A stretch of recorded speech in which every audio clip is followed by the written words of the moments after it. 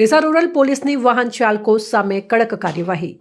આજરોજ ડીસા રૂરલ પોલીસે ટ્રાફિક ડ્રાઇવની કામગીરી, કાળા કાચ તથા નંબર પ્લેટ વગર ચલાવતા વાહનો તેમજ વધારે અકસ્માતના હાઈવે રોડ ઉપર બનતા બનાવોના કારણે ડીસા પાટણ હાઈવે રોડ ઉપર આખોલ સર્કલ વગેરે તાલુકાના અલગ અલગ પોઈન્ટ ઉપર ઓવર સ્પીડના કેસો કરવામાં આવ્યા છે, જે આજે ડીસા રૂરલ પોલીસ દ્વારા ટ્રાફિક નિયમોનું કડક પાલન કરાવવામાં આવી રહ્યું છે।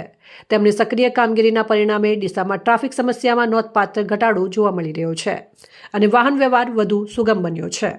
ખાસ કરીને બ્લેક ફિલ્મ લગાવીને દોડતા ફોર વ્હીલર વાહનો સામે કડક કાર્યવાહી હાથ ધરવામાં આવી રહી છે।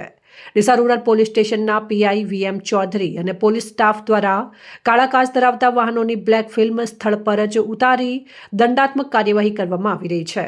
કારમાં આગળ અને પાછળ નંબર પ્લેટની જગ્યાએ ધાર્મિક લખાણવાળી પ્લેટ લગાવેલ તેમજ બ્લેક ફિલ્મ લગાવેલ જોવા મળતા પોલીસ દ્વારા નામ પ્લેટ દૂર કરાવી કાળા કાચ ઉતરાવી કાયદેસરની કાર્યવાહી કરવામાં આવી હતી। આ સાથે અનેક વાહનોની પણ ચકાસણી કરી નિયમ ભંગ કરનારાઓ સામે કાર્યવાહી કરવામાં આવી, જેના કારણે નિયમોનું ઉલ્લંઘન કરતા વાહન ચાલકોમાં ચેતના ફેલાઈ છે। ડીસા રૂરલ પોલીસની આવી કડક કામગીરી પ્રથમ વખત પ્રભાવશાળી રીતે જોવા મળી રહી છે।